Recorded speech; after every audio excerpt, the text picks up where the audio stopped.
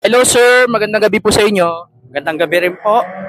Sir, tatanong ko lang po sana sa inyo.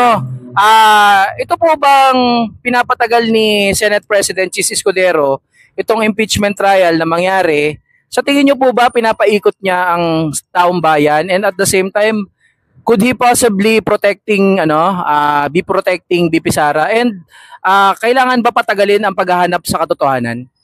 Alam mo para sa akin ang pananaw ko diyan ito si Chis Escudero, ayaw pa niyang aminin. Gusto na lang patagalin ng ano eh. Kung ano yung nasa Constitution, hindi na sinusunod.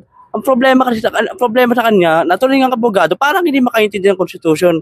Sinabi nga forward, agad actionan, ang ginagawa niya, puro siya delaying tactic eh. Ngayon naman na pagpasok na yung bagong kongreso, bago na rin mga senador, hindi mawari kung ano ba mangyayari sa ni BP Sara.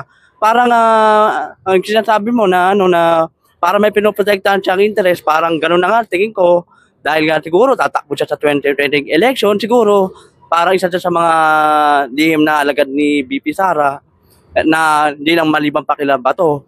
Kaya kung ako tatanungin mo, kung ako Senate President at nagkaroon ng pinasa na ng House of Representatives ang articles of impeachment, action lang ko na agad. Hindi nila pinatatagal. Titundin natin kung ano ang nasa Constitution.